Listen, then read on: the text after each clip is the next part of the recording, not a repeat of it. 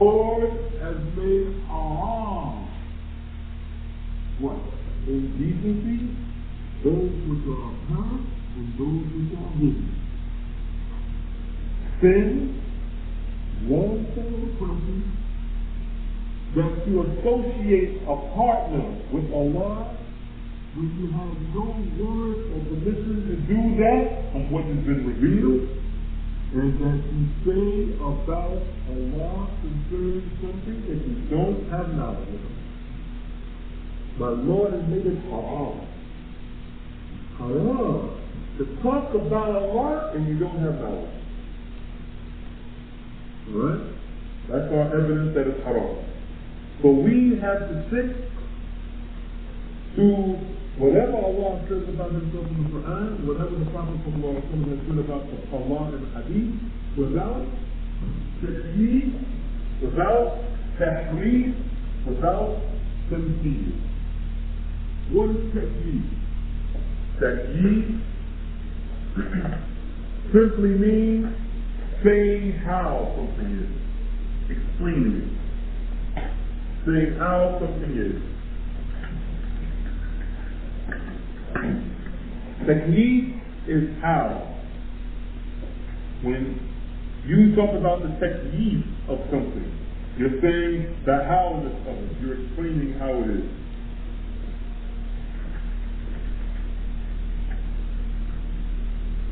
Now, I'm going to ask a question. Now, I want you to really think deeply before you answer the question.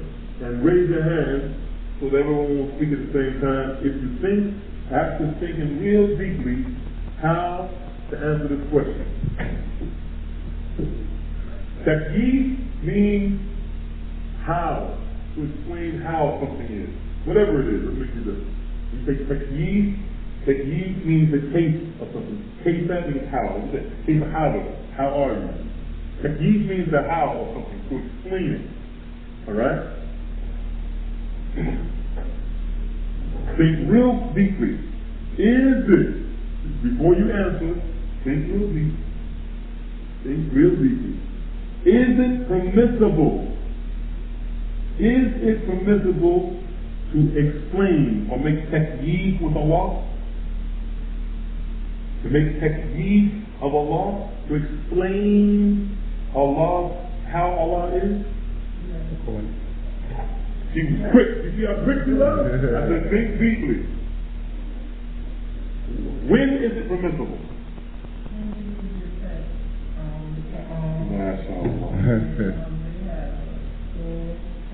Or, yes. MashaAllah. MashaAllah. I love it, boy. I love it. I said it. The only time text just doesn't mean Qur'an, it means also hadith, authentic hadith. Authentic hadith, not unauthentic.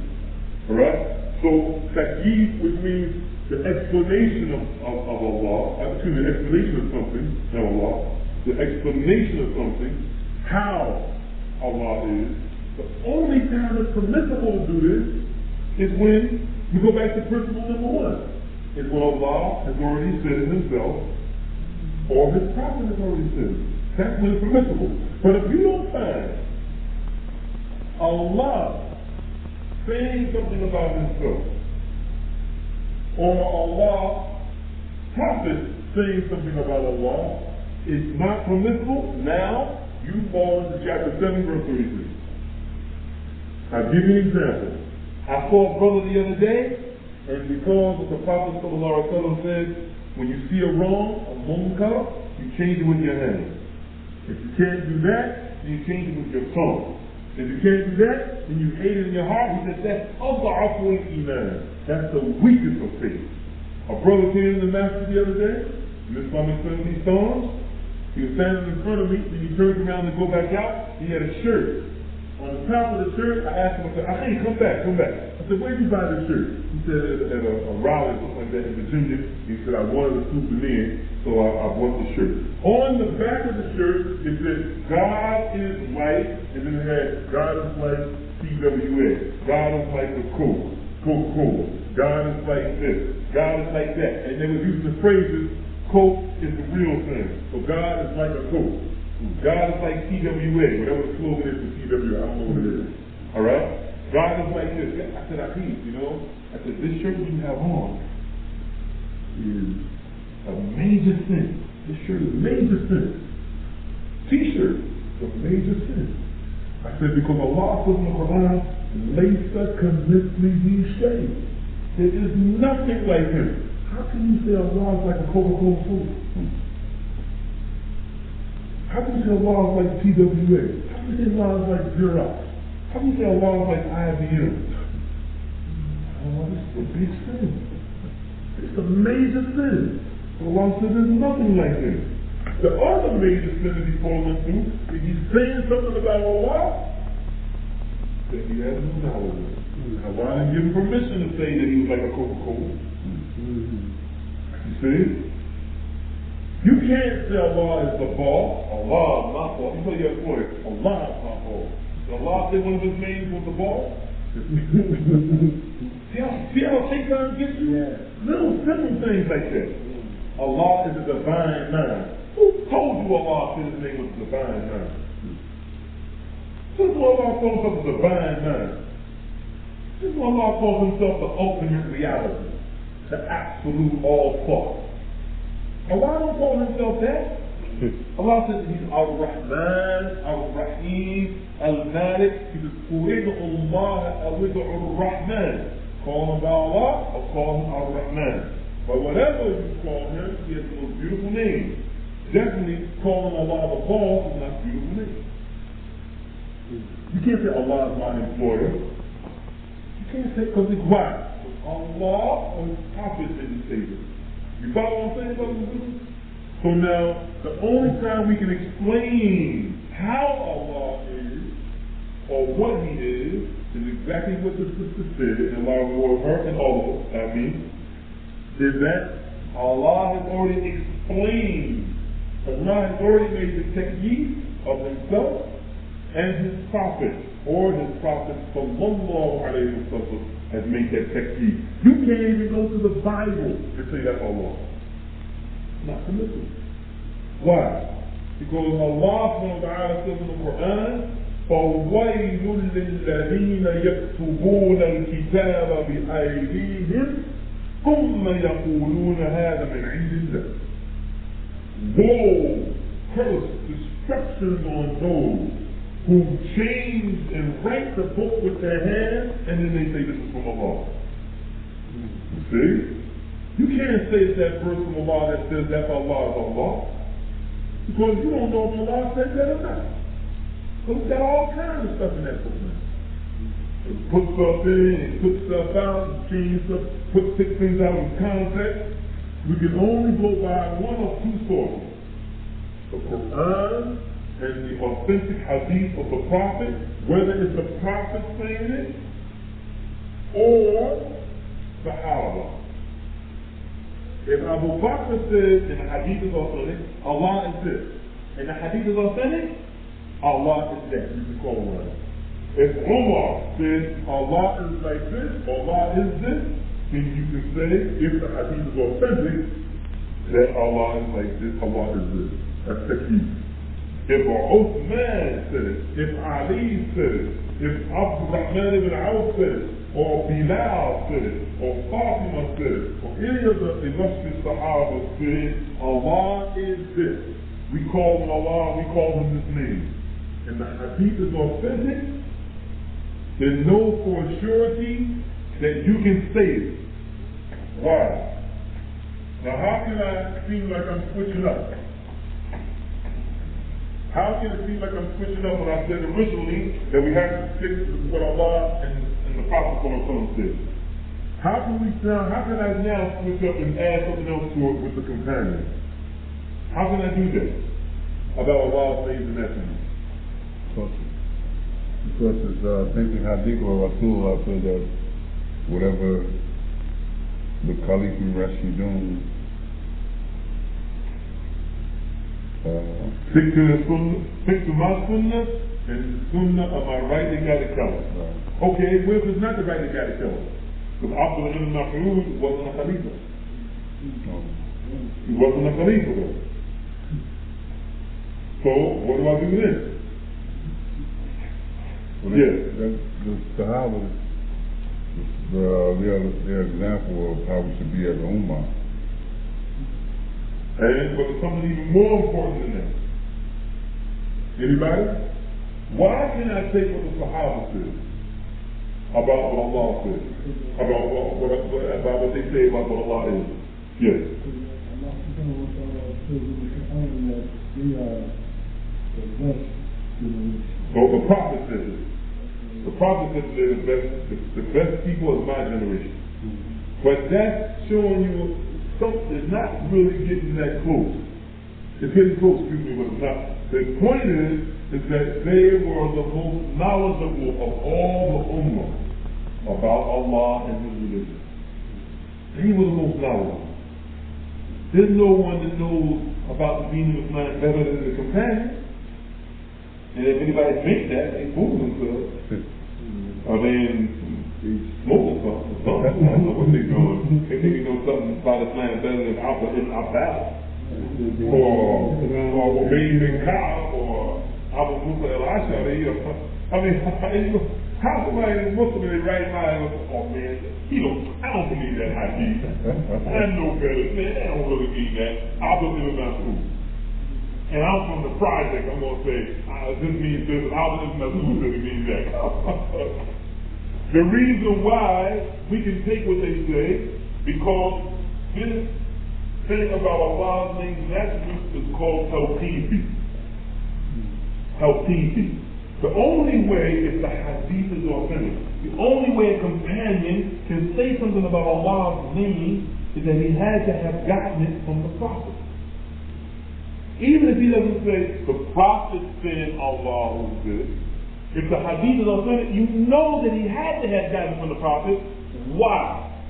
Because Allah is of the unseen. And the only way we can know about Allah is that He reveals this information to us. So when He reveals it to the Prophet, it's obvious that through that chain, He reveals it or explained it to the companion. So if a companion says, Allah is this name, for instance, whatever, then we know if that hadith is authentic, we know that even though he didn't say the Prophet said it, we know that that companion got it from the Prophet. Because it's a matter that, it's an issue that he couldn't have gotten it from any other source. Because Abdullah ibn Mas'ud didn't receive revelation. Bilal, as much as people love him, black folk, he didn't receive no revelation. Angels didn't come to him. Angels came to Muhammad sallallahu alaihi wasallam. So the only way somebody can say, the only way a companion can say anything of the unseen, of the ghaibiyat, the things of the ghaib, the unseen, hidden things, the only way, if the hadith is authentic, and a companion didn't say the Prophet said that there's a sirat, there's a bridge that the Muslims, that the human beings are going to go over, or that there's a scale that the deeds are going to be put on. The only way that person can say that, they had to have gotten from the source of Allah's revelation through the mouth and example of the Prophet. Because all these things dealing with Allah are called Tawheed. Things that only Allah Himself or the Prophet could have revealed. Because it's things of the unseen, hidden things. Things that you would have never known about. You would have never known that Allah has a face. You would have never, there's no way that you can rationally look up in the sky, meditate in some cave somewhere, make zikr, and say Allah has a face. There's no way you could have learned that unless Allah told you. You don't know what color underwear I've got in my drawer unless I tell you. How you gonna know? How you gonna tell? How am I gonna know something about Allah subhanahu wa ta'ala unless He tells me? So we have to first believe in whatever Allah says about Himself and His name and attributes, or the Prophet said about Allah, without taqyeed. Alright? Without Tawheed. So Allah subhanahu wa ta'ala says, through the mouth of his prophet sallallahu alaihi wasallam says, that at the end of every night, in the last portion of every single night, the third portion of every night, Allah descends. He what?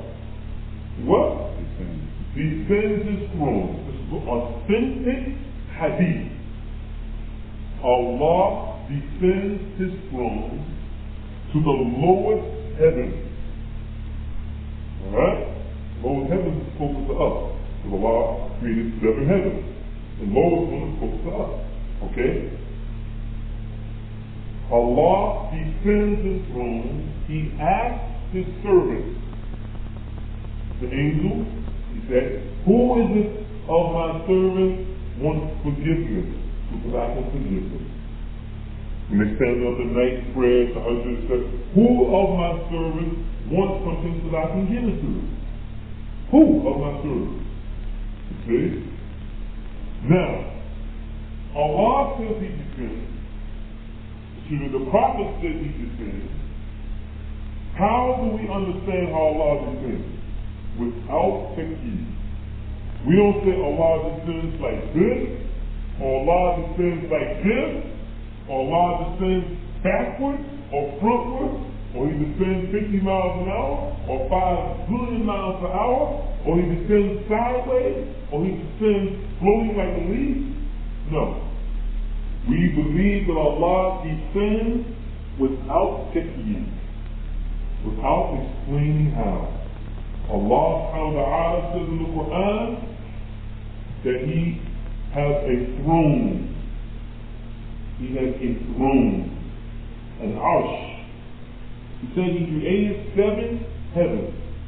Above the 7th heaven is water. This is in the Qur'an. In the Qur'an. He created 7 heavens. Above the 7th heaven is water. Above the water are angels. Those angels are holding up the throne of Allah, and over that throne is who? Allah. Allah. Allah is over his throne. But how is Allah over his throne? We don't know. Is Allah over his throne like this? Huh? Is Allah over his throne like this? Is Allah over his throne like this? Is Allah over his throne like this? This? No. We believe that Allah is over his throne, and he ascended over his throne without Tawheed.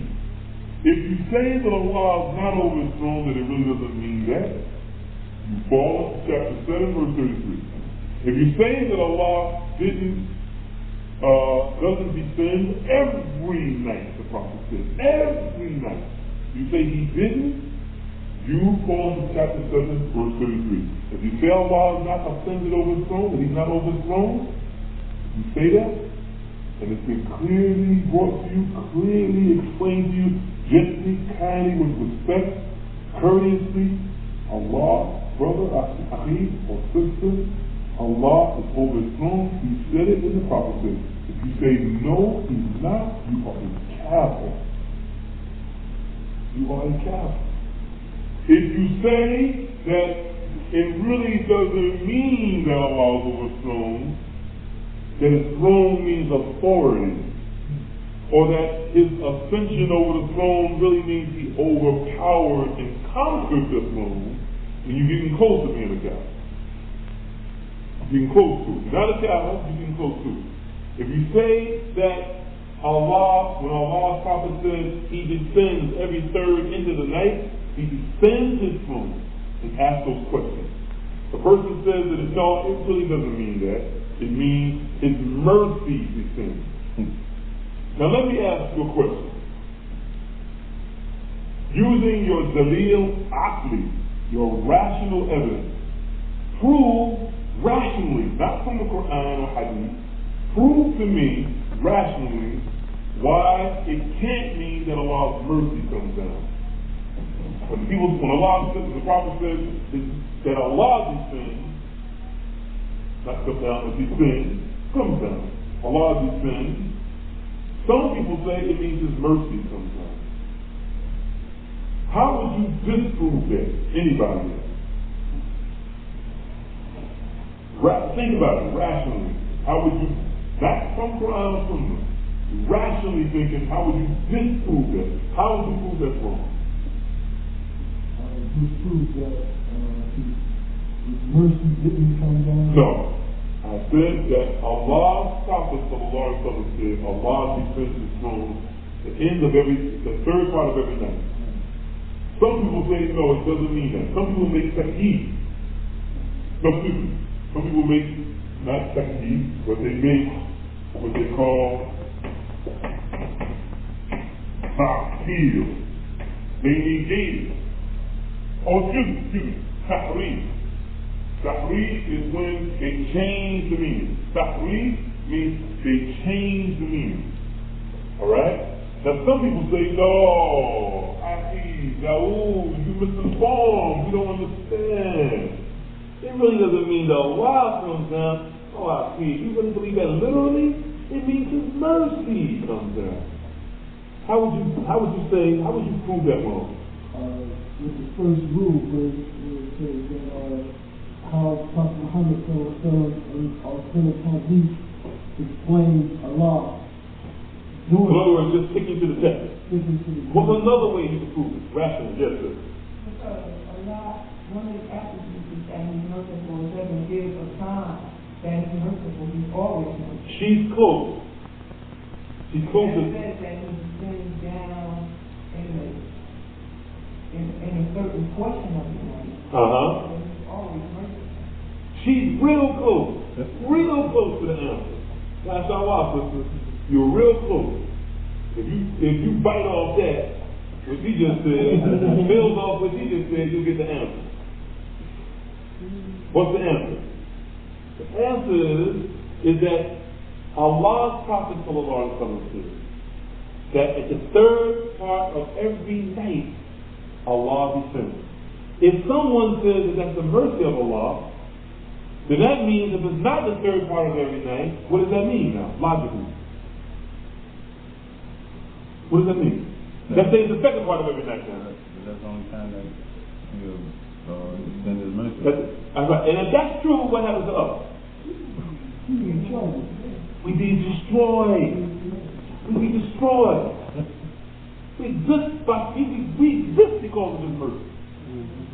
Right? So if they're saying that it's His mercy that's coming down, then that when it's not that time, that means it's over for us. Yeah. You see, it's illogical. Not Qur'an and Sunnah, it's illogical. It's illogical. Alright? Okay. So the second thing is tahreef. Tahreef. This means when someone changes the meaning of what Allah says about Himself or what the Prophet said about Allah. Tahreef. And brothers and sisters, that's number 2. Tahreef is when you change the meaning of something. Change the meaning of something. Tahreef.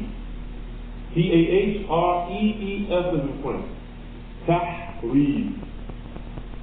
First one is Taqyeed.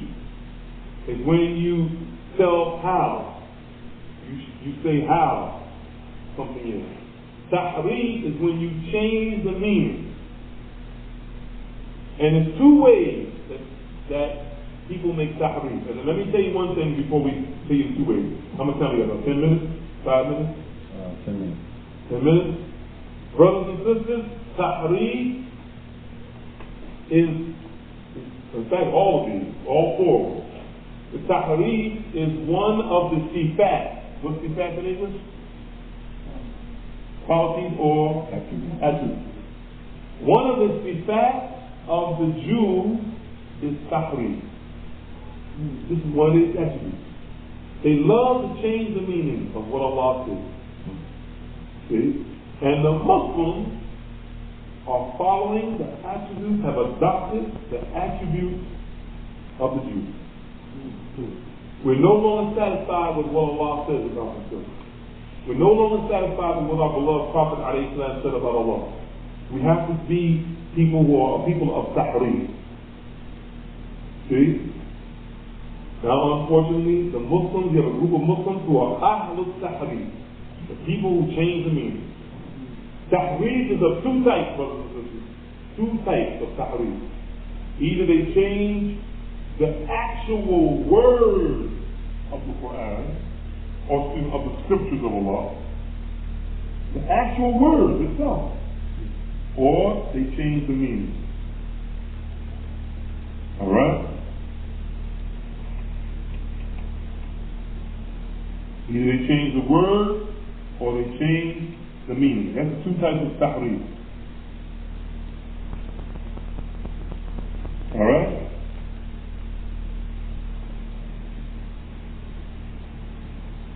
Now, can anyone give an example of tahreef that they've ever read or heard from Muslims making tahreef of Allah's name or attributes? I gave some. I gave some examples already, believe it or not. Can anyone remember what I said? Anyone? Go ahead, anybody.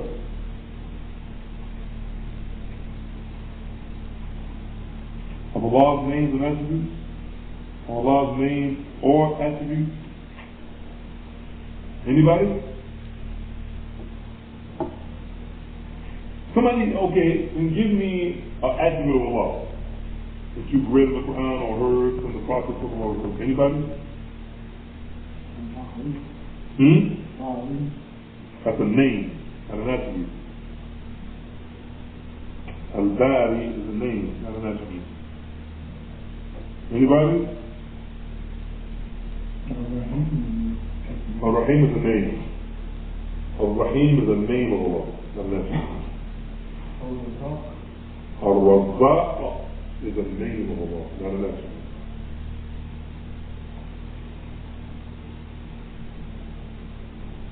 Okay. We won't go into that. Alright?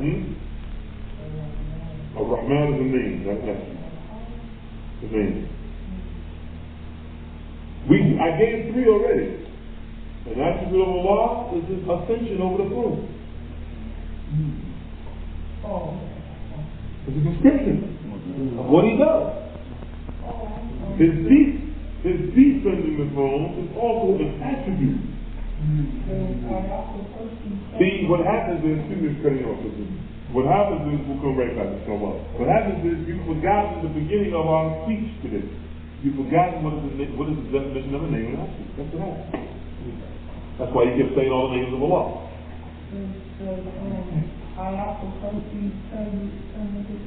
Yes, and we're going to leave that off because we're going to come back to Ayatul Kursi. Alright?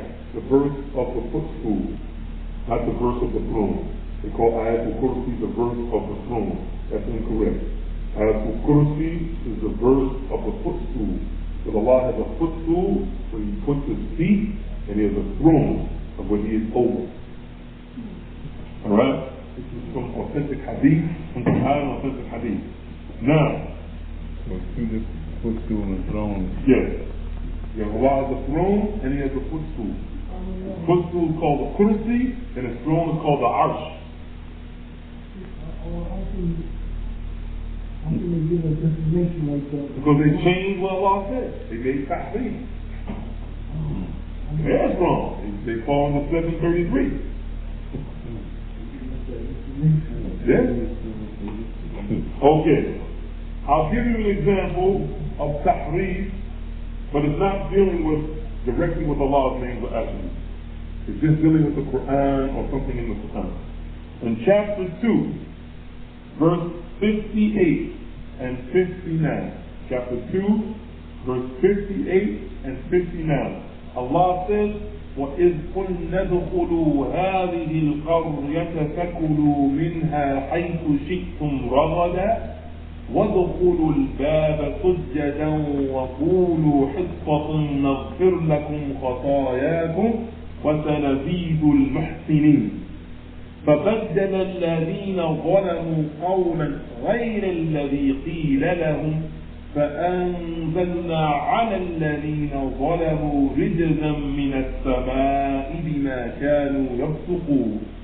And when we said, go, speaking to the Jews, go into this village and eat as you want. Eat freely of that which is inside the village, and enter into the door or the gate of that village prostrated. And say, Jews, Allah, Hiqqatun. And say, Hiqqatun. This is what Allah told the Jews to say. He told them to say,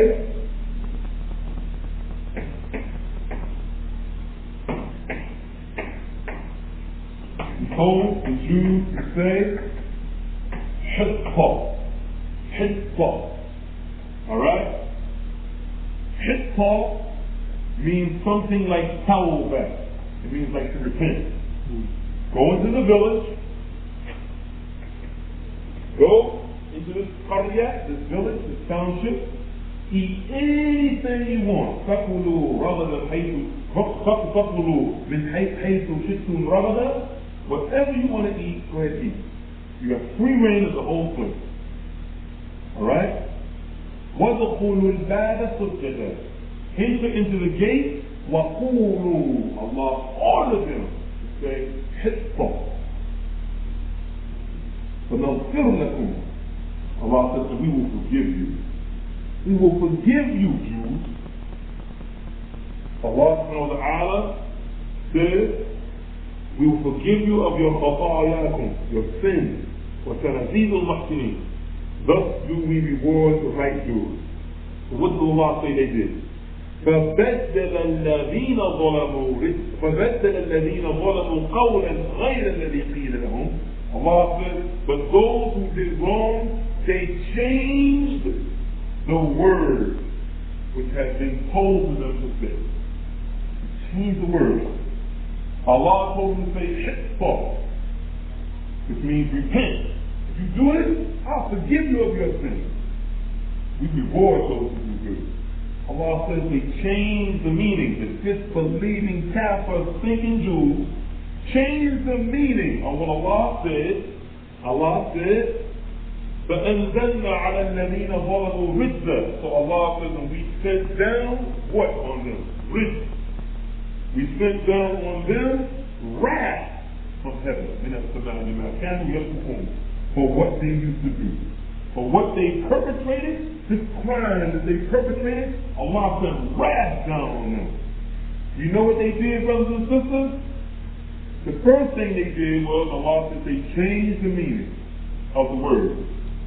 How did I say that this, how many types of Tawheed are there? Two. What are they? In the Bible, what? The word, right? Or the meaning. And Allah says they did which one? The meaning. They actually changed the word. They changed the word from hiqqah, which means repent, to hinqatun. Hinqatun. They changed the word from hiqqatun to hinqat.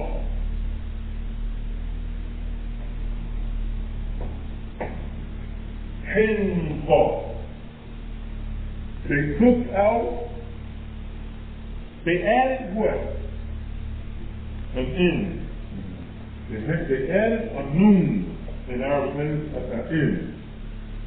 They changed the meaning of what Allah said. Alright?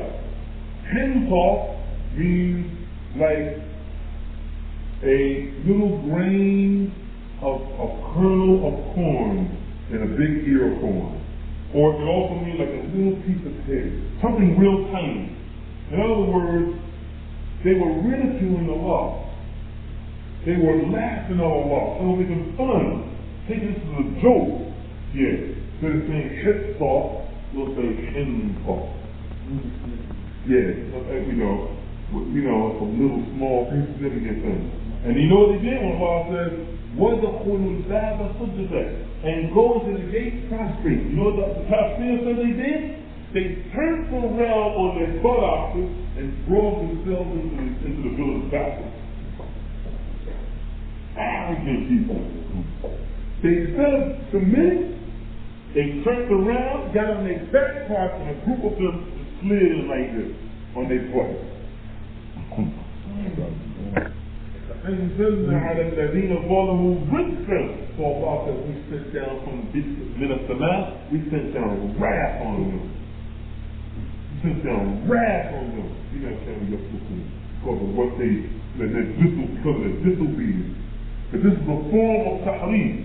They actually added. You see how serious this is? That's telling. Allah says He sent down rizqa on them, wrath, for putting one letter in a word that He told them to say. Now, how many Muslims do this? See, how many Muslims do this? The other way that people make Tawheed is what? Changing the what? Changing the meaning. But when Allah says He descends, Muslims say that Allah didn't descend. It means His mercy comes down. For Allah says He has hands, Muslims are saying no, hands means power. He don't really have hands. What's the difference between the Muslim and the Jew? What's the difference? What's the difference between the Muslims and those Jews who did this? There's no difference. So if Allah says, فَأَنزَلْنَا عَلَى الَّذِينَ ظَلَمُوا رِجْزًا مِنَ السَّمَاءِ, that we send down wrath upon them from the heavens, what makes you think He won't do that to the Muslims? Just because you say La ilaha illallah? Oh, I say La ilaha illallah, the Jews didn't. But what is the meaning of La ilaha illallah? There's nothing worthy of worship. That means you're obedient. You're accepting what Allah says in the Qur'an to be accepted the way He said it. And you shouldn't change the meaning. If you don't do that, then you're not worshiping correctly. So He may just send the wrath down on you too. And maybe that's one of the reasons why the Muslims catch so much problems around the world. Because Allah says one thing and we change the meaning. Alright? So this is just an example, brothers and sisters. And you can check also chapter 5, verse 13 as an example of what they did when they changed the meaning. And also, you can check chapter 2, verse 75. Chapter 2, verse 75, and I said chapter 3, verse 2. Chapter 5, verse 13. Chapter 2, verse 75 says, أفتطمعون أن يؤمنوا لكم وقد كان فريق منهم يسمعون كلام الله ثم يحرفونه من بعد ما عقلوه وهم يعلمون. Do you have any hope in those that they will be true to you when a party of them used to listen to the word of Allah, then used to change it, even after they understood it knowingly? And chapter 5, verse 13 says, فَبِمَا نَقْضِهِمْ مِيثَاقَهُمْ لَعَنَّاهُمْ وَجَعَلْنَا قُلُوبَهُمْ قَاسِيَةً. And because of their breaking the covenant, we have cursed them and made hard their hearts. Why? يُحَرِّفُونَ الْكَلِمَ عَنْ مَوَاضِعِهِ, because they changed the words from their context. That's 5:13. That's 5:13. So actually with the Yahudi, Muslims doing the same thing. Allah says He has feet, no, Allah doesn't. He don't really mean that. Allah says He has eyes, oh, it doesn't really mean that. Allah says He has fingers, oh, no, it doesn't really mean that. No, it doesn't really mean that. It means something else. SubhanAllah. We seek refuge with Allah from that. We seek the protection of Allah from even thinking like that. not saying it, even thinking like that. Yes, I think. So when they it all concludes because I think it's after 8 o'clock. Yes, about 8:30. It's 8:30? So when they do that, I mean, they take it upon themselves to think about Allah without knowledge. They're actually putting themselves as a partner with Allah because they're saying, I know Allah as well or better than himself. It's a major crime. Yes, I over the time and I you got to know Allah and that kind of stuff. Good. Well, that's the first rule, brothers and sisters. The first rule is to stick with the text. Stick to the text. Whatever Allah says about himself in the Qur'an, his name or attributes, whatever the Prophet ﷺ says in an authentic hadith about Allah, stick to the obvious, apparent meaning. Whatever the Arabic says, that's what it is. See? If that's what it says, that's what it is. Without Tawheed, saying how. Without Tahreef, saying changing the meaning. Without Tamtheel. This is the next one, number 3. Tamtheel is what? Without saying that Allah has similarity or likenesses. Without saying that Allah has something like him. Tamtheel, number 3, is without Tamtheel, meaning that Allah doesn't have any likeness. There's nothing like him. What's your evidence for this? From the Qur'an. verse 42. Verse 42. Chapter 42, verse 11. ليس كمثله شيء وهو السميع البصير. There's nothing like him, and he's the hearer, the seer. Alright, so when we say we believe in the names and attributes of Allah without tamtheel, we mean that we believe in attributes, names and beautiful names and perfect attributes of Allah without saying they're like something else. Allah has hands, but his hands are not like Dawud's hands. Allah has feet, but his feet are not like your feet. Doesn't negate the fact that he has them. They're just not like yours. Allah has eyes, they're not like your eyes. And the last one is Ta'til. And we're going to end it here, inshallah. Ta'til. Ta'til is negation. That's when you negate Allah's name or attribute altogether. You say that it doesn't exist altogether. You're not saying you're changing the meaning. You just say it doesn't exist altogether. It doesn't. Allah says he has a face? No, you don't. Allah says he has fingers? No, you don't. Come on, man. I ain't down with that. Oh, I ain't got no fingers. Where you get that from? The Prophet said that in authentic hadith of Bukhari, he's going to take the trees on one finger, the rivers on another finger, the earth on one finger, this on another finger. He's going to roll it up on the day of resurrection. He's going to take the heavens and the earth, he's going to roll it up in his hand. That's what Allah says. Oh man, come on, man. You believe that's spooky. That's spookism, man. You believe that stuff? Yeah, I believe it. Without Tawheed. I'm not negating anything Allah says. Well, Allah knows better than I know. He said it, that's it. Wherever he said, that's it.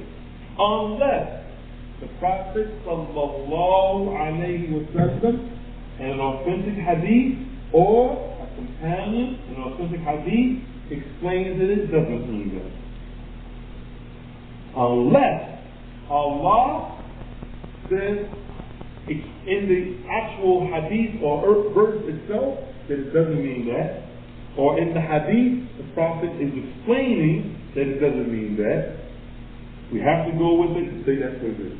Without Tawheed, without Tahreef, without Tamtheel, and without Ta'til. Without saying how, without changing the meaning, without saying it's like this, or without negating the meaning altogether, or negating the thing itself altogether. Is that kind of clear, brothers and sisters? Yes. Inshallah, when we come back next Monday.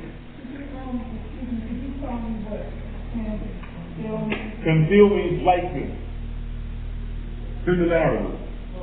In other words, when you say Allah has a hand and you have hands, and my hand is like Allah's hand. Okay? That's called tamtheel. Tamtheel. Now you're saying Allah is like something He created.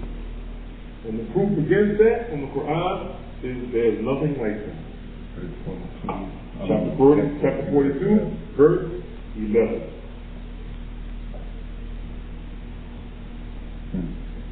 Alright?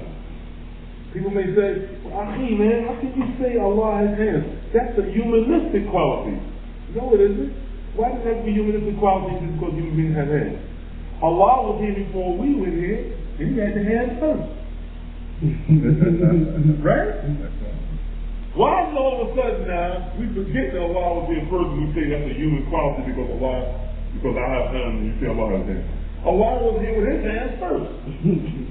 And Allah will always be with His hands, but you may get yours, may Allah forbid, chopped off. You may get yours amputated. Now is that a proof between them and me no more? Because you have no hands? Is that it, brothers and sisters? Huh? سبحانك وبحمدك أشهد أن لا إله إلا أنت وحدك لا شريك لك أستغفرك وأتوب إليك. السلام عليكم. الحمد لله رب العالمين والصلاة والسلام على رسوله الكريم وعلى آله وصحابته أجمعين. We left off at the beginning of Allah's beautiful names and perfect attributes. Right? And did we mention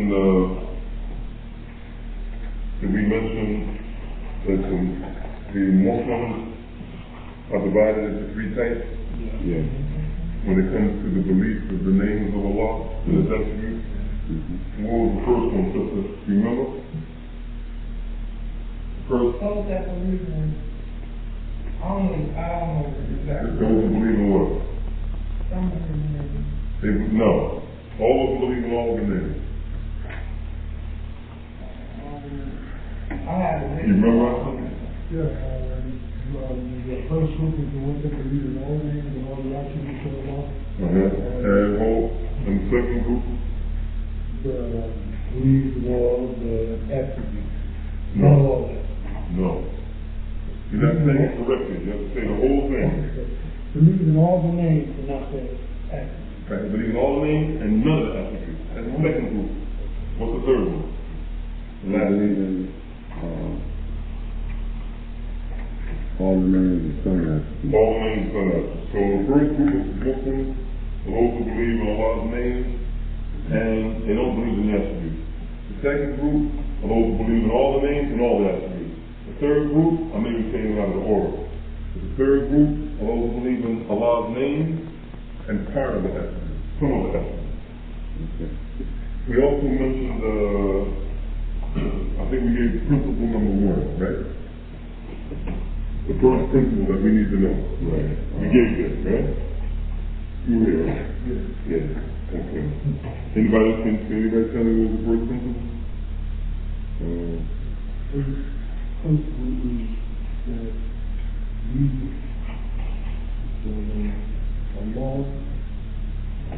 we believe in Allah's names and attributes in the way that Allah and His Prophet have described it. Excellent. That's it. I mean, you go through the whole way I said it, just in a nutshell is the way it is. We believe in the names and attributes of Allah, the way He describes Himself, and the way the Prophet describes Allah in authentic hadith. From the outward appearance of the Arabic language, in other words, Allah says He has a hand. The word yad in Arabic is hand. We don't change the Arabic meaning of the word. It means hand. That's it. If somebody says Dawud has a coat, to the average English-speaking person, if you say Dawud has a leather coat, it's not going to mean Dawud has a purple Seville Cadillac. Right? You're not going to take the meaning leather coat and transfer it into purple, Seville Cadillac. Right? Because the outward obvious meaning of leather and the outward obvious meaning in the English language of coat is leather coming from some animal like a cow and coat is something that you put on. So if Allah says He has a face, you don't change the meaning and say, oh no, the face really means is mercy. No. The very first principle that we have is whatever you read in the Qur'an, whatever you hear from the Qur'an about Allah's names, beautiful names and perfect attributes, how Allah describes Himself, or how the Prophet described Allah in the Hadith, in the Arabic language, exactly what it says, that's what it is. That's all we want. We don't know anything else. So we give examples of, we give the verse of Qur'an and the chapter on why it's not permissible to say anything other than this? Chapter 7, verse 33. At the end of the verse, it says, if you say that about Allah, that which you don't know. In the beginning of the verse, Allah says it's haram. To say something about Allah that you don't know. Right? Right. Did we give an example? Yes, we did. We did. About Allah having two hands? Right. Okay. Now, right.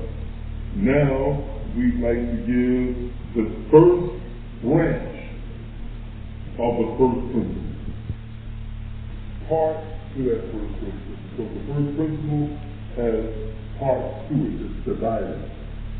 The first principle is that we accept what Allah and His Prophet said about Allah. The way He described it. Alright? The first principle, the first branch. In other words, we just know the first principle. First principle, or we won't even write first principle. We'll just say, principle number one. That's not what it says here on the board now, too. No. The first principle is what he just said. The first principle dealing with Allah's names and attributes, right, is what he just said. What is it? We believe in the names and attributes of Allah the way He describes Himself and the way the Prophet describes Allah. It's okay to me, I believe. If it says the same thing, it's okay. Let's do it. The first principle is to believe in what Allah says about Himself and what the Prophet says. No. Because you have to add the names and attributes. You can say, yeah, leave it like this. You can leave it like this. Right? But you have to add the obvious meaning. That's key. However, whatever the obvious outward appearance of that word is, that's the way you accept it. You see? Allah doesn't say He's a tree. Alright? So if He's saying He's a tree, that's the way we have to accept it until we find out that it doesn't mean that. Because sometimes Allah calls Himself something and it's not Him. He does it for a reason. We're going to come to that. Sometimes He does it. But until we know if it means something else, we accept it exactly the way it is. You follow what I'm saying? So the first principle has now A to it. First principle A. And that's what we're going to deal with now. And that first principle is, keep saying principle. That branch or section. In other words, principle number one, branch number one of principle number one. That's A. That is that Allah subhanahu wa ta'ala has named, all of His names are perfect. They're beautiful and they're perfect. All of Allah's names are beautiful and perfect. The Arabic word that is used is all of Allah. This is not the first principle, this is the first branch of the system. All of Allah's names, or names,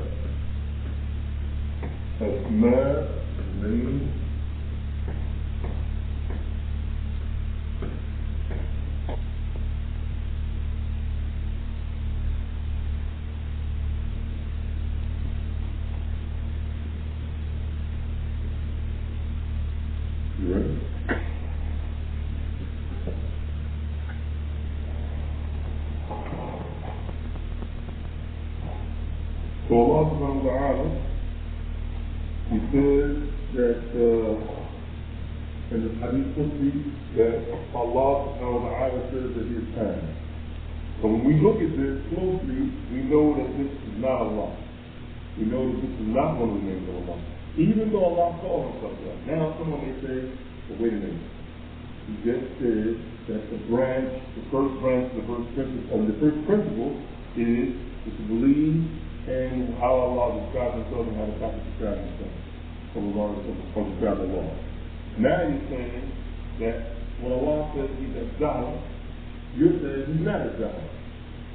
Alright? And that's exactly what we're saying. We're saying Allah is not time. Why? I'm not asking this for me to answer it, I'm asking this for you to answer. Why? That's right. That's right. That's one of the reasons, but is not okay, we'll leave it like that. Time is created thing. But what else? I mean, what else is there to know that this is not Allah? Good? That's the reason. Time has a beginning and an end. It's not perfect. It's not perfect.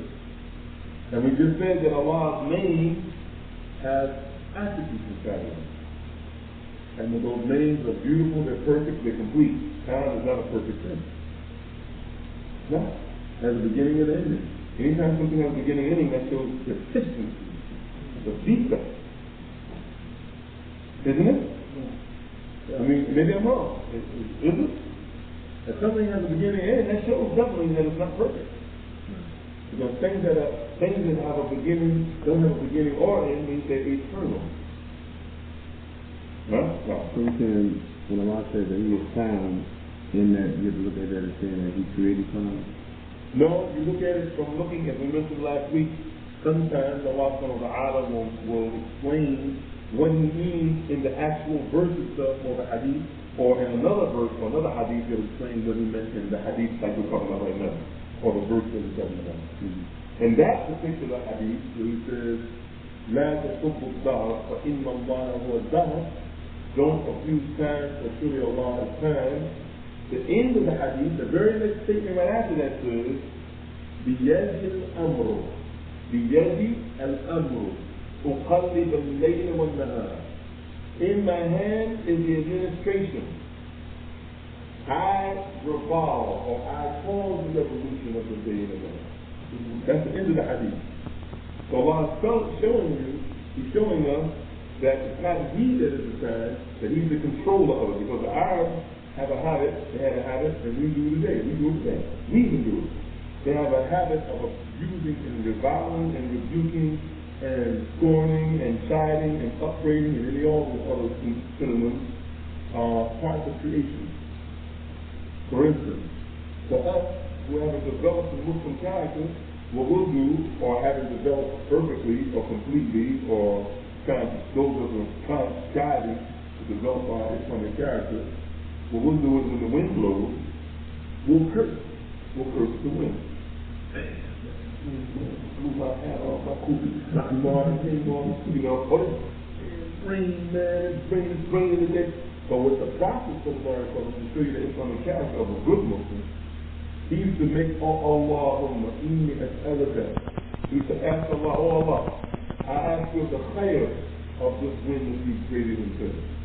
And I seek refuge to you from the evil of this wind that you created himself. He was perfect.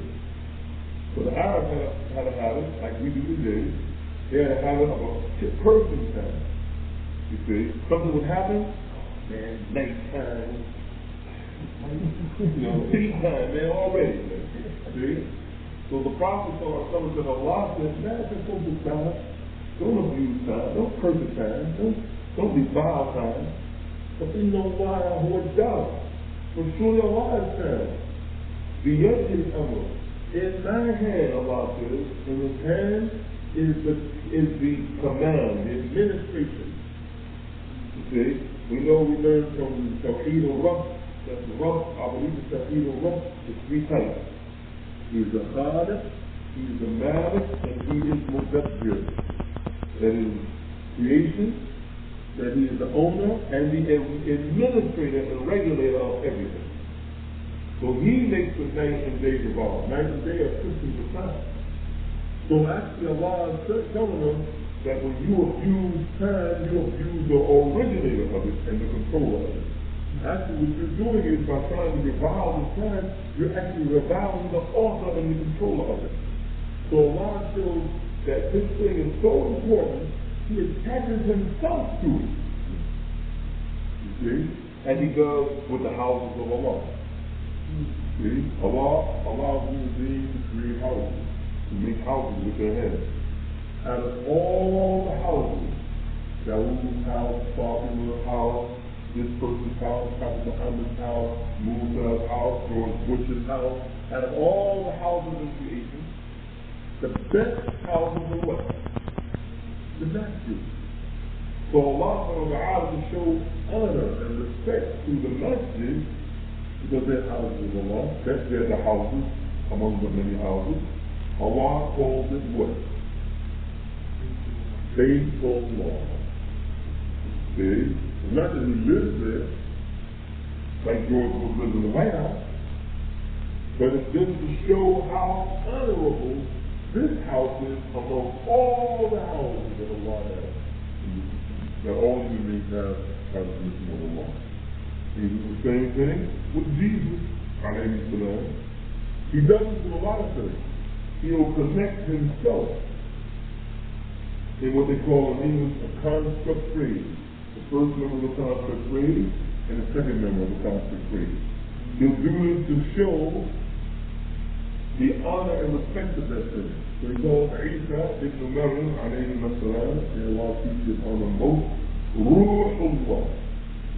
Ruhullah. The Spirit of Allah. Not that Allah is a spirit, or we took a piece of himself and blew it into someone. No, how would we do that? We should recognize Allah from that type of thing.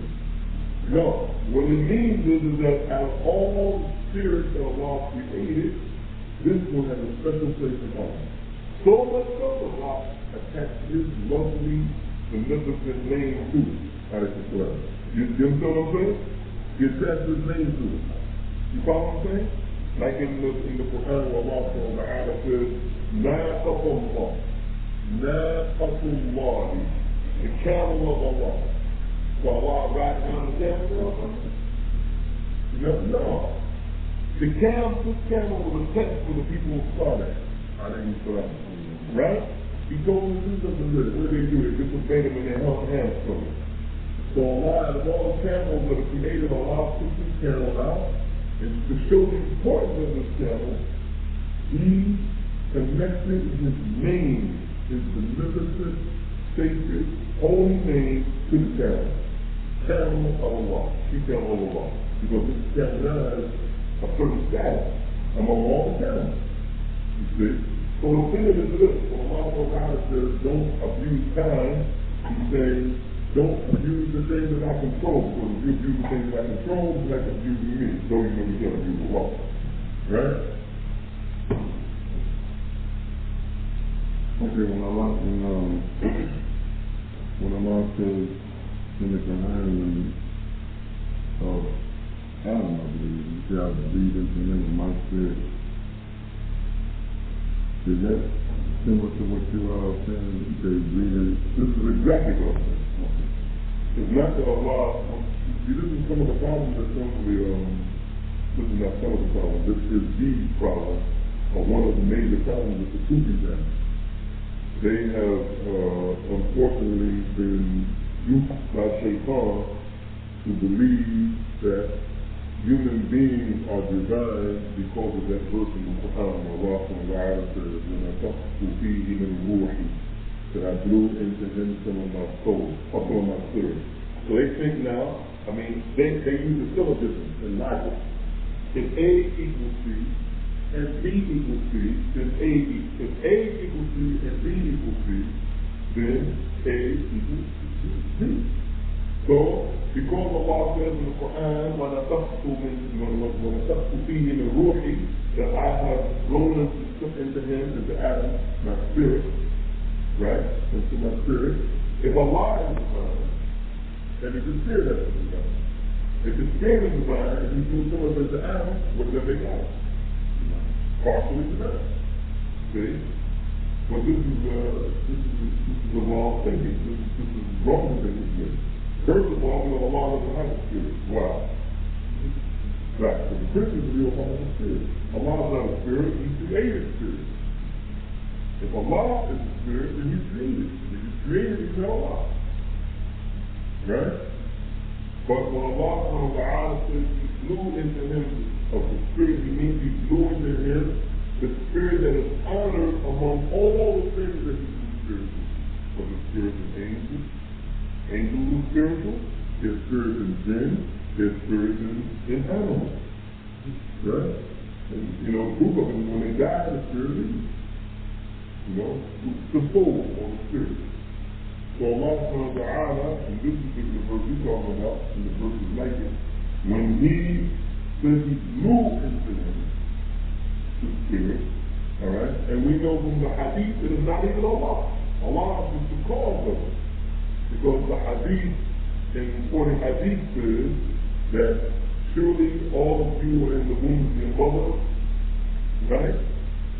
When a certain period of time goes by, 20 days, and then you're like this, you're mukta, and then you're alaqa, then you're mukta, you're a leaf-like creature, and then you sperm meets the egg, and it hangs from the womb of the woman's uterus, and then from that, then the bones and the flesh all come, and then Allah says, the Prophet says, ثُمَّ يُرْسِلُ إِلَيْهِ الْمَلَكُ فَيَرْزُقُهُ فِيهِ رُوحًا. Then He sends the angel to blow into the woman's womb, into that body that's born inside of us, and then the woman's physical fluttering, right? Your stomach moving, and you go to the angel to change. Right? So this is not that Allah took a piece of Himself, because He did that, all these billions of people have been living throughout the years and time, that is Allah will be, either Allah has been complete. Right? I mean, if there's a piece of Him coming off into everybody, I mean, then that means Allah is deficient, and we just mentioned Allah is not deficient. Right? So it just means that spirit that He put inside of this human being is more honored than the spirit that's inside of the jinn. And the spirit that He put inside of a human being is more honored than the one He put inside. The same principle saying, house of Allah. Out of all the houses where you may live, the most honored house with Allah are the masjids. And that's why He attaches His name to it. So when He says, I blew into human beings, my spirit is like somebody that you honor. It's like saying, this is my man. My man. You love him so much, you attach yourself to him. Like all the things you have, this is my man. Right? Right? You attach yourself to him. Right? So Allah, this is my man.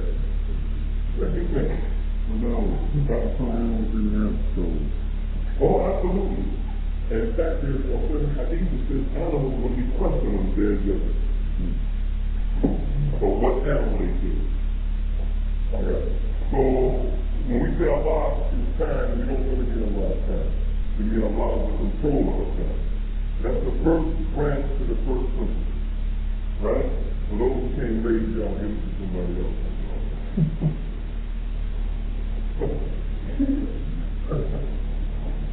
This is fun. Where did you find some of these hadiths that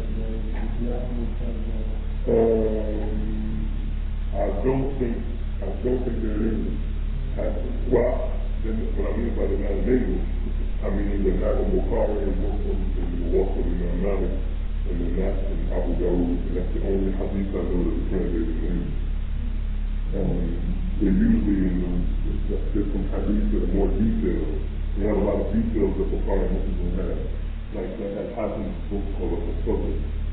They have things that there's like real detailed information, like details about hell, details about heaven, details about Adam's life, and things like this. There's a lot of these things are coming in English. Okay, the second B, right?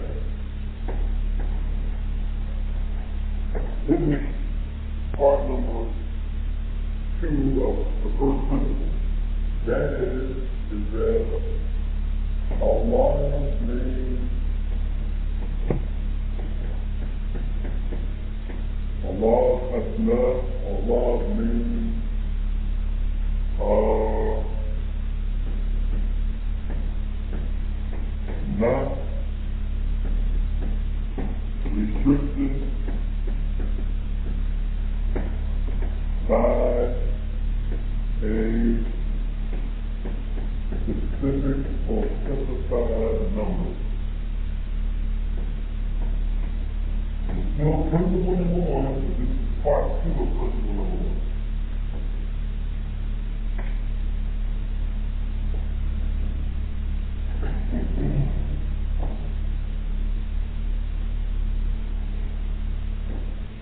Anybody who's had this before, please. There's always some people here. Shit.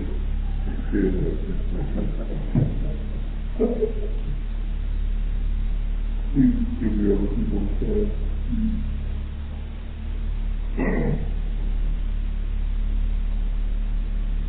This make any sense? I mean, a lot of names are not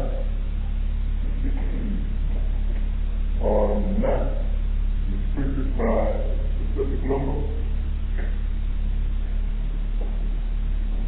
I'm waiting for my like this. It's more than 99. There's more than 99. Yeah. So now, how do we understand the hadith of the Prophet of Allah? So, this hadith is in the Islam, this hour is in the Islam, and then Ahfar al-Zakhr al-Jannah. So Allah has 99 names, and whoever counts them, or enumerates them, and memorizes them, and utilizes them, they'll go to Jannah. For the entire life. How do you understand that? The hadith is authentic, number one. You can't say it's not authentic. And the true Prophet said it, and he said it, you know he doesn't lie. So how do you understand it? Please, don't wait to say that. I know you know that.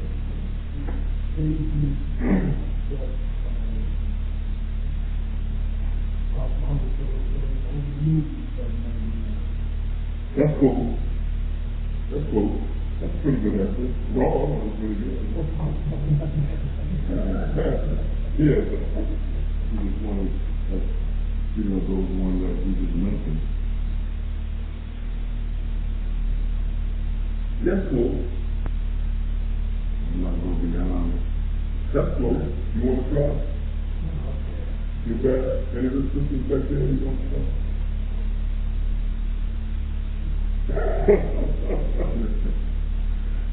Most of you do it like real quick. What it means is that there are other names, but those are the names that he chose to give us. Call them that. It's like saying,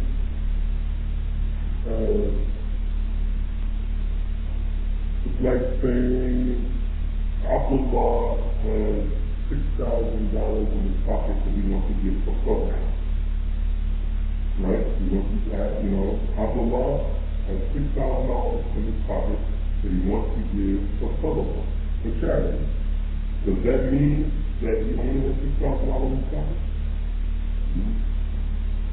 Does it? Because he specified the limit. Does that mean that's the limit of his money in his pocket? What could it mean? He's taking 6,000 on the team. Or the 6,001. Or the 6,006. Or whatever, right? So what Allah subhanahu wa ta'ala says in that verse that we mentioned in chapter 7, verse 180, وَلِلَّهِ الْأَسْمَاءُ الْحُسْنَى فَادْعُوهُ بِهَا. To Allah the one with a beautiful and perfect and complete name. So call on him by them. Call him by what? No, call him by what? By the 99 that you mentioned. Doesn't mean you want to recognize that. Maybe more than that. Right? We don't know what they are, but in his infinite mercy and his wisdom, he chose those 99 to give to us, to call them by, to use that. That's what it means. Alright?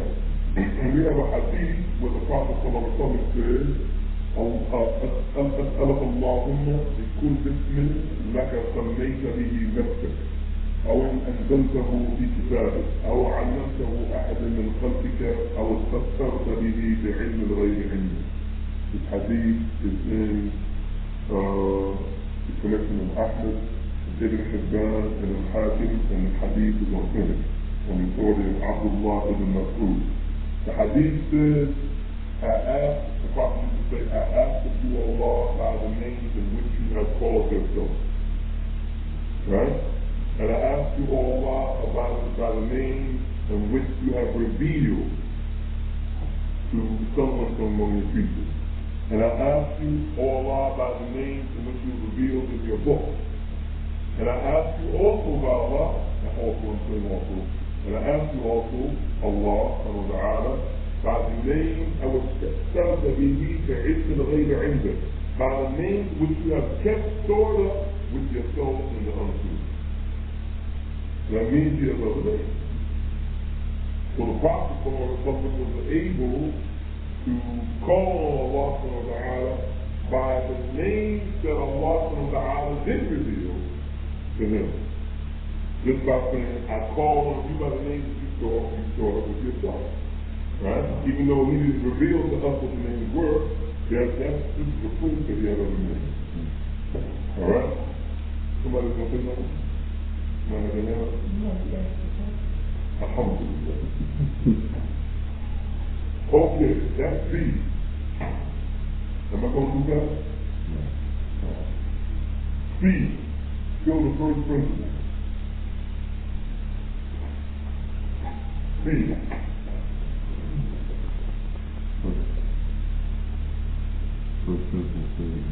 First principle, third branch. Or third section, or third category, or I don't know, whatever you want to call it. C. Allah's names are not confirmed or affirmed or authenticated or substantiated on any of those words, and not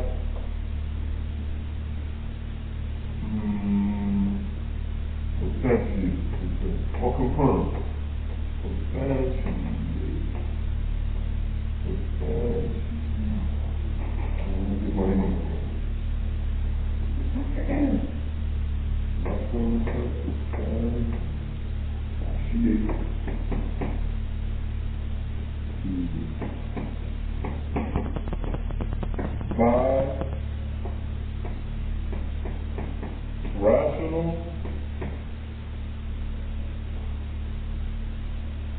By rationality.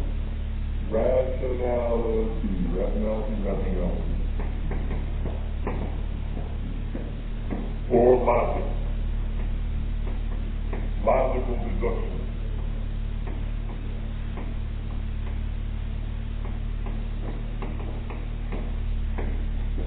But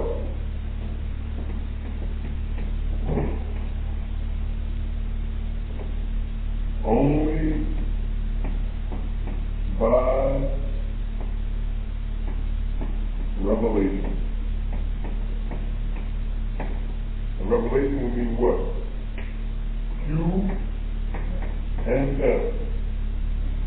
Qur'an and Sunnah. In other words, the only way we could have known that Allah is who He is that He told us or His Prophet told us. That's the only way. There's no shit that you can go to that He's going to tell you who Allah is, and you go through 5, 6 doors, and you get behind the door, the big green curtain, you got this big white turban on, and you're sitting there, in this big chair, and He's going to tell you something about Allah that He didn't say about Himself. The only way we know, or somebody's not going to go to some cave and sit down and make 5 million subhanAllah and come out and say, oh, yeah, there's another name of Allah that y'all don't know about. Or no, he's going to look at the creation and rationally say, oh, wow, no, you can't do this. It's not allowed. Not only is it not allowed, it's haram. You can't determine Allah subhanahu wa ta'ala through rational thinking. In fact, this principle is a specific principle, but in general, you can't figure out anything rationally that has to do with the unseen. There's no way you can rationally sit down and logically deduce to some type of explorational inference that this thing exists and you haven't even seen it. There's no way that a human being could have known, in general now, this is specifically with Allah, in general, there's no way we could have known that there's a punishment in the grave. No way. How could you know? How could you know that there's a bridge that you're going to go across called the Salah? How could you know that there's a scale that your deeds are going to be put on? How could you know that there's beautiful, big-eyed women that you're going to be praying for all the time in paradise? How could you know that, right? Right? How could you know that? There's something for the sisters too, don't worry about it. How could you know that, right? Without Allah telling you in the Qur'an, or the Prophet telling you in Hadith, right? You couldn't know. So the same thing about Allah, or similar to that, how did you know that Allah has these names unless He revealed it? You can't. How did you figure it out? Right? The reason why is because this thing is called Tawheed. You mentioned this last week, right? Yeah. All these issues are called Tawheed. Tawheed. You mentioned the first three branches. You said these issues. Yes, the first three branches was the first principle. You said all these issues meaning Tawheed. No, this issue of not being able to know anything that is of the hidden or the unseen, because these issues fall into what they call Tawheed. In other words, the only way you can Tawheed simply means the only way you've been able to know it is Allah or the Prophet told you. That's basically what it means.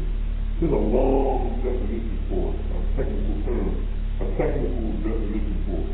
But the only way you really could have known, Tawheed means that you can only know this when Allah is mentioned so. For instance, we have a hadith where Abdullah ibn Abbas, he said, he said that Allah revealed the Qur'an 2 times. Right? The Qur'an was revealed twice. Says that the first time Allah sent the Qur'an down all in its entirety. The whole Qur'an. He sent it down to the lowest heaven. And in the lowest heaven, because Allah has 7 heavens that He created. And the lowest heaven is the one that logically is closest to us. In the first of the 7 heavens, the one that is called the Nafis Dunya, which is the closest one to us, there's a house that Allah created. In each heaven there's a house. And the one that's closest to us, there's one called inside of this lowest heaven called Bayt al-Izzah. Bayt al-Izzah, the house of might. Abdullah ibn Abbas, this is not the Prophet saying this. Abdullah ibn Abbas says that Allah revealed the Quran in its entirety. Little Jumla, that's what the hadith says, or Jumla thing. He revealed it all at once. It stayed there until the first night of Revelation, Laylatul Qadr, in the month of Ramadan, and the last 10th night, the odd night of Ramadan, so Allah's Prophet was in the cave, and he saw the angels. And the next first of the 96th chapter, first 5 verses came down, اقرأ باسم ربك الذي خلق. خلق الإنسان من علق. اقرأ وربك الأكرم الذي علم بالقلم علم الإنسان ما لم يعلم. Read in the name of your Lord who created. That's when the Quran started coming down the street. From that point, it came from Lawh al-Mahfuz, from the preserved tablet to the lowest heavens. It stayed there in entirety until the month of Ramadan, 1413 years. Alright? Now, the point is that Abdullah ibn Abbas is saying this. The Prophet is not saying this. So, if the hadith is authentic, do we believe it? Do we believe it? Alright, how do you believe it? How do you know that's true? Because what? Yeah, it's authentic, but this is Abdullah ibn Abbas saying this. And this is, how did Abdullah ibn Abbas know this? Revelation. But did he receive revelation? Where did he get it from? Rasulullah. That's how we know that this is true. Because he just can't rationally figure out that the Qur'an came down all at once. And then it came down again the second time in pieces. You can't rationally sit down on a prayer rug, right? And it came down all right. How you gonna get that kind of thing? You know? That's what we mean by Tawheed. Right? And the names of Allah are Tawheed, the attributes of Allah are Tawheed specifically. And anything that deals with the unseen or the hidden is called Tawheed. Right?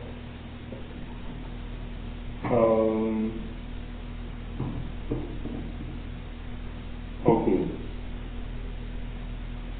So the third one, C, Allah's names are not substantiated by rationality or logical. I don't think that's correct anyway, right? Rational, be like rational thinking, something like that, right? Not rationality. Same thing? You sure? My God, you made me off. I think you say English is not as bad as mine. By rational thinking or logical deduction. But only by revelation. Right? Okay. That means we stop. Whatever Allah says his name is, we can't rationally think of other names. Like we have people who call Allah subhanahu wa ta'ala the ultimate reality, or the total reality, the divine mind, and the force be with you, right? They got all these names, they just logically, like they, I don't know, really, they must be smoking something, but they have all these names they give Allah, and he can give himself. Rationally, but rationally you can be in trouble like this. This is dangerous to rationally try to think about the names of Allah. Because I mentioned this before. Allah subhanahu wa ta'ala created everything. We agree with that, right? Mm-hmm. Right? Yeah. And I'm going to be real explicit now, brothers. So excuse me. I'm going to be real explicit. Allah created everything. And I want to make this point real clear. Allah created everything. Because he said so. He said, well, Allah couldn't shake. He created everything that we can see and we can't see. Alright? We also know Allah, because of that, he created pigs too, right? Right? He created buttocks. Right? So you don't stand in dua or sit or lie or whatever how you make your dua, and you don't say, oh creator of boobies, something like that, right? Or oh creator of pigs, or oh creator of whatever, You don't say that. But that's Allah, right? Now, listen up. You understand what I'm saying? Allah is the creator of pigs. But you don't say, Allah creator of pigs. Right? Why don't you do that? Why can't you do that? Because we already know that he's the creator. That's not the reason, though. That's not the reason why you can't call him.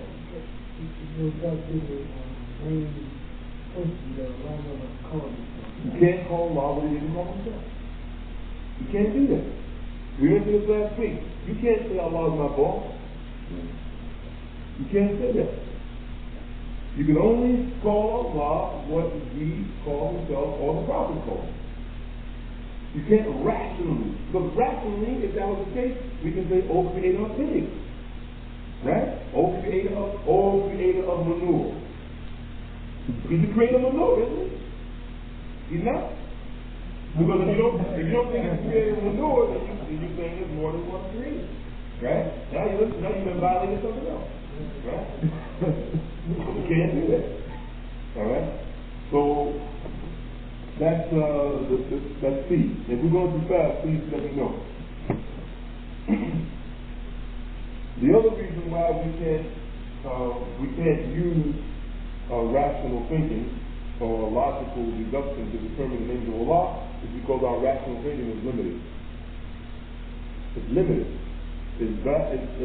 As wondrous as the human mind is, the brain, as seemingly unlimited in its power and its ability to do things, calculation, whatever, we can't use the human mind to rationally deduce Allah. How can we use something that is limited to determine the unlimited? It's not, We know that the atom can be split. But do we really understand how it's split? Do we really understand it? I don't think so. Huh? What did you say, sir? Huh? That's why you always, You know, you always talking. Huh? that's what I'm saying. A lot of science consider a lot of things that they do is in theory. Sure, it's theoretical, man. It's theoretical, but they don't really understand a lot of stuff. Now, how are we going to... Now, if they can't understand things that Allah created, how are we going to understand the creator? Unless He informs you. Unless He tells you about these things. Right? D.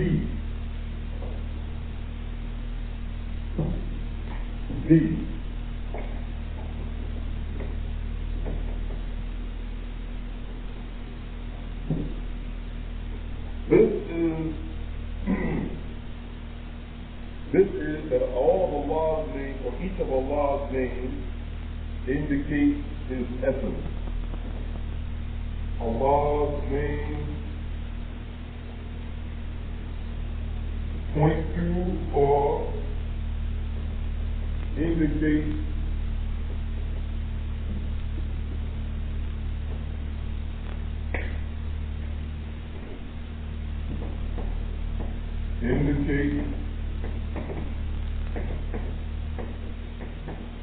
His being or His essence.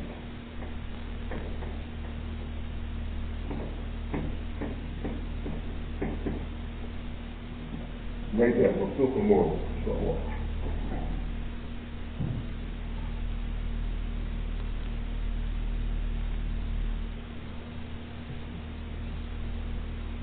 Allah's name indicates His being or His essence,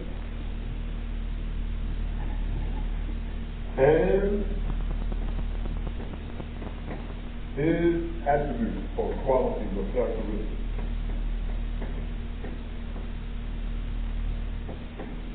Some of them, meaning His name, some of them extend out, affecting the creatures or His creatures.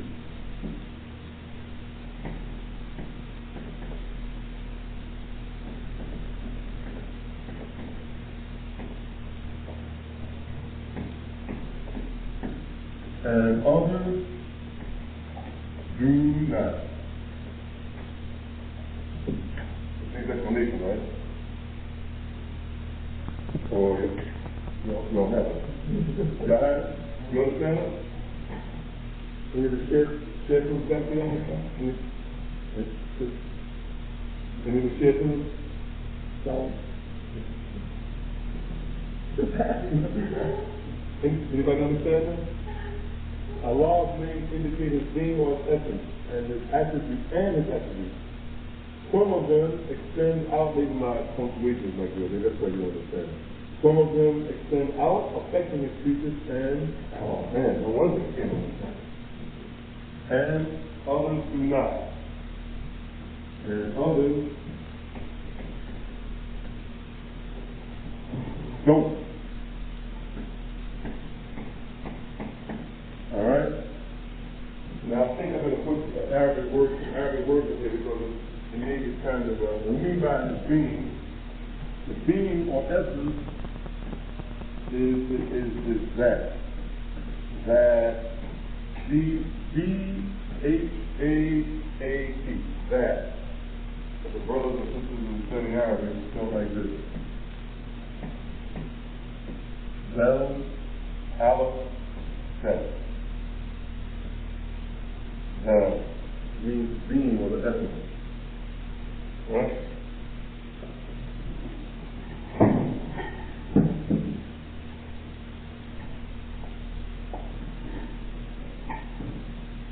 Anyone going to try to explain this?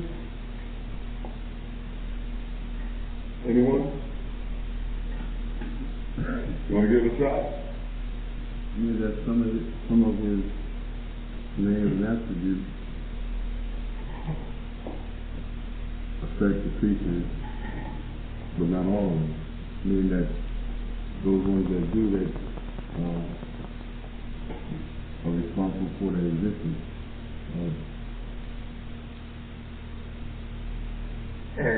Wrong. Go ahead. Try it. I remember reading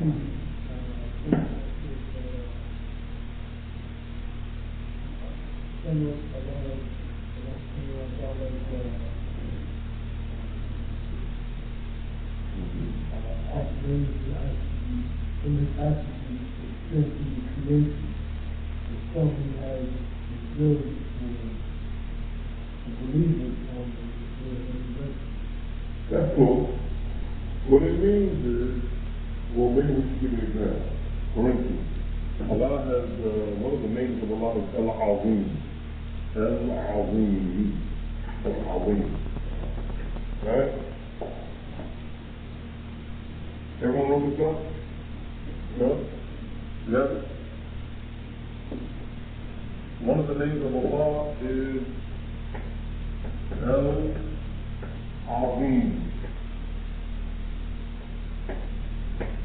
We say this at least 21 times a day, maybe more, every day.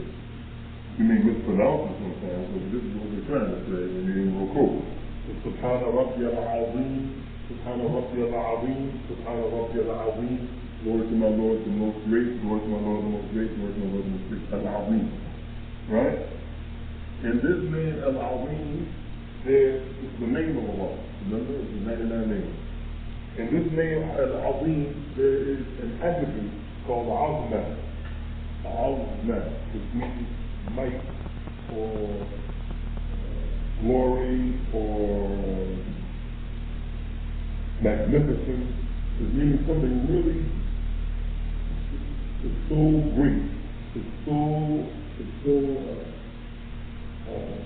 It has an intrinsic meaning of something magnificent and lofty at the same time. Al-Azim. This is the name, but inside of it is an attribute called Al-Azmah. Alright? This attribute, this name, doesn't extend out to us. In other words, we're not affected directly to the point where we share in that particular attribute that's inside of the name of Allah Al-Azim. Make it simple. Allah's glory and His magnificence doesn't have a direct effect on you. But the name of Allah Al-Rahman, the beneficent, has the attribute what? We just said it just 20 minutes ago. Has mercy in it. The name of Allah Al-Rahman and Al-Rahim has the attribute Rahmah in it, which is beneficent. That extends out to the creatures. Right? Black receivers, white receivers, Muslim receivers, non-Muslim receivers, homo receivers, heterosexual receivers. Everything receives the mercy of Allah. Right? But His glory and His majesty is with Him. It doesn't extend out. That's something that's an essential, intrinsic part of His being. It doesn't go out. So some of His names, all the names mentioned have attributes. All the names have attributes inside of them. Some of the names, the attributes inside of them extend out to us, and some of them don't. For instance, Allah subhanahu wa ta'ala's name is Al-Quddus. Al-Quddus, the Holy. Al-Quddus means the Holy, simply. That intrinsic attribute of the holiness inside of the name the Holy does not affect anyone in the Lord in the street, like mercy does. We feel the mercy of Allah. Every single day we're affected. We're affected by the mercy of Allah. Because His name Al-Rahim. Al-Rahman Al-Rahim. But Allah's name Al-Quddus has an attribute of holiness in it. That doesn't affect us. That doesn't affect us personally. Why? Because human beings can become holy. That's why, brothers and sisters, it's incorrect to call the Prophet Muhammad holy. You can't say the holy prophet. That's right. It's incorrect. No one can be holy except Allah. There's a difference. That particular name, the attribute, is an essentially intrinsic, co-eternal attribute that stays with Allah. It doesn't go out to the people. They're not, we don't, as a result of calling on Allah and trying to implement that name, that doesn't have an effect on us. That's an transitive attribute. It's a thing because of some of the names that Allah Ta'ala has, we know that these names are all of them are co-eternal. That's number one. All of Allah's names are co-eternal. And all of them coexist with Allah. He's not one at one time and not one at another time. You follow what I'm saying? Inside, as you mentioned earlier, inside of every name there's an attribute. Inside of every name of Allah, there's an attribute or an attribute. Right? We know which ones have an effect on us because those attributes are transient, they're transient in their nature itself. In other words, holiness suggests divinity. When something is holy, that means it's perfect. That's the meaning of holiness in Arabic. It means it's perfect. That's why we know that Jesus is not divine. Holiness is divinity. There's no way you can be holy and not be divine. It's impossible. But you can be merciful. You can be beneficent. You would be beneficent. You would be beneficent. The average person would know what you're doing. That's why that's people relate to somebody that is raising up high or, really solid and you feel holy. That's the reason why most of the Christians don't think that's not a good thing. People have to be taught that. No, this is from this. This is a good question. This point of humanity is an important point. And that's the reason why we have to be taught this system, because we would have gone on thinking that human beings can be holy. I mean, we're not saying the person that's fault because they're big. I'm holy, my brother is holy, my man is holy, my children is holy, Jesus is holy, the Father. We're not saying, we're going to flog them, put them in this and don't do this. We're not saying. We're just saying that it's incorrect to believe that once you've been taught this, it's incorrect to believe it. When you study the name of Allah, attributes of Allah, you'll see that some of them is only be Allah. People share with it. But there are things that we share with Allah. With Allah.